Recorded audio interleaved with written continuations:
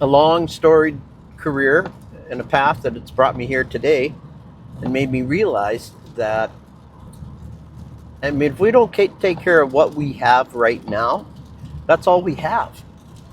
And so, therefore, this journey that I've set on is to study the known research from known sources, respectable, reliable, highly regarded sources as to um, what it is that helps the human condition with regards to, their health.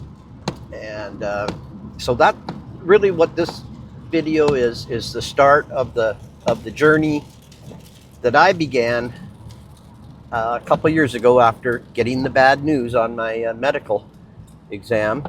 There were some issues, and I'll get into that as we move along in this seniors health episodal series. I'm gonna call it.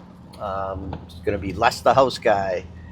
Today talks about and whatever the topic's going to be. And it's like I said, this is stuff that I've researched and sourced out. So I'm not, going to jump on here and talk on the internet like a talking head and with theories and, well, I heard this or I heard that, or there's a theory that you do this, or if you don't get vaccinated, or if you do get vaccinated, or if you do this or you don't do that. I'm not going there. I'm just going to go on the premises that known science for what we can do to change the narrative of how we're feeling. And I'm not talking about if you're in full-blown stage 4 cancer, what that looks like, because that's a whole different thing. But I'm talking more about kind of along the lines of preventative maintenance, I suppose you could call it, or preventative human conditioning. So I'm going to talk, get into a lot about what we can do, and especially more on the side, for a senior. I mean, the types of exercises and things I'm going to recommend coming up, as we move along here. I mean, that's not what a 20-year-old or a 30-year-old is going to do. I mean, that's a whole different thing. I mean, they're kind of heading into the primes of their life, and we're heading towards kind of the back end. But my research indicates that if we condition our body in the most optimal condition that we can do, and looking at all the aspects from nutrition to mental health, mental well-being, exercise, what type of exercises can we do, nutrition, and taking all those variables into play, I want to help people so that they can realize that their senior years don't have to be spent in that long, sometimes a decades-long decline of health into frailty and an assortment of illnesses and things that that eventually end up taking people out. And of course, in that journey, I mean, how much fun is life? I mean, it can't be. And I've seen it within my own family. I mean, my mother passed away in her 50s. Her brother passed away in his 40s. My dad's parents, I mean, they passed away. I believe his mom was still in her 50s, and I think Grandpa was in his early 60s, very early. And then Mom's parents, I mean, same thing. I mean, Grandma she didn't live long. She had a short life, and hearts were a big part of it. So, knowing all these things, for forever, you kind of think about it in the back of your mind, and you also, you try and make sure, okay, I'm doing something good here, and I'm kind of.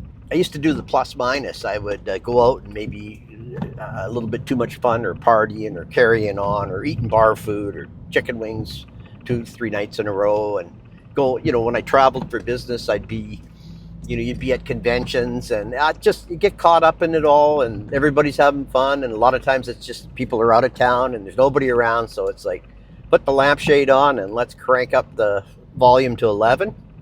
And but I always, in the back of my mind, get up in the morning, go to the gym, do this, do that, try and keep some oxygen flowing through the lungs at a high speed, because in those 10 years I was a logger from the mid 70s to the mid 80s.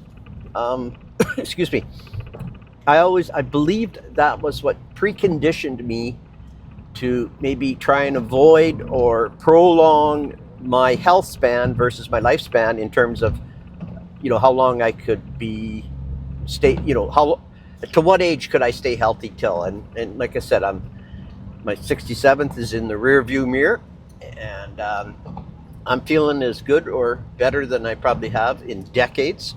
And I'm doing a lot of things to do, to mitigate those conditions in myself. And it's been I'll tell you, it's been a journey, but it's a journey that I feel compelled to share with anybody that wants to follow along. And I hope you will follow along, because it's going to be practicality and things that, like I said, I'm only going to bring forth situations that have been researched, proven, and beneficial. So, I'm not going to get into wild diets and this and that, or I'm a vegetarian, or I'm not a vegetarian, or I'm this, or I'm that. That really isn't the premises of what I would like to, this component of my YouTube journey.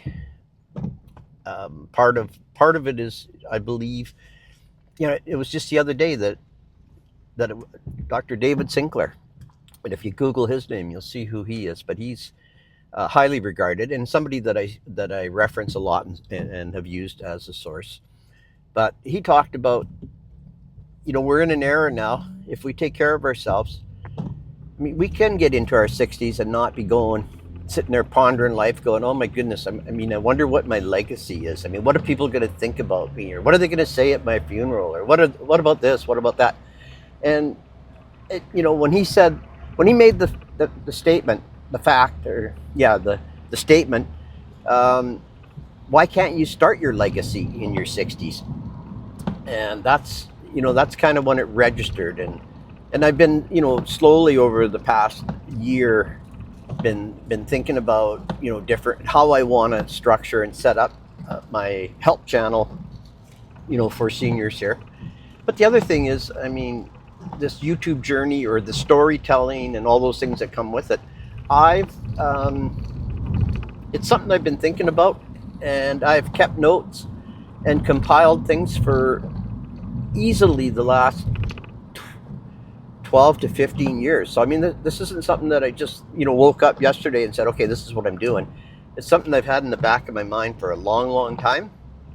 And a lot of people have said to me, Les, you're great at communicating.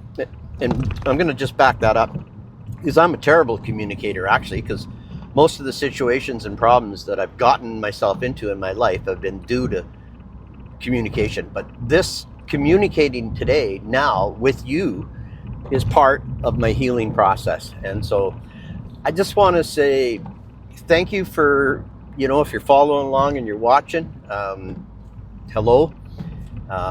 Just where I am, I'm on Vancouver Island on the west coast of Canada. And I just, I live here in a beautiful, beautiful part of the world. A place that CNN voted as one of the top 25 destinations in the world to travel. And I'm a real estate specialist here, and I've lived here for over 50 years. And I just want to thank you once again. So my name is Les Horn, and I wish you all the best. And we'll see you on the next episode. So happy living, folks. And I'm going to end it, and you're going to hear this word a lot. And my First Nations friends here on the island, particularly the Nuchichel, over on the west coast of Vancouver Island in the Ucluelet, Tofino area, they use the word chew, like CHOO, I suppose is how it's spelled, chew. And I've been told it was a term for hello or goodbye or safe travels or safe trails. And I don't exactly know if it's any or all of those. I've tried to Google it, but I hear it a lot.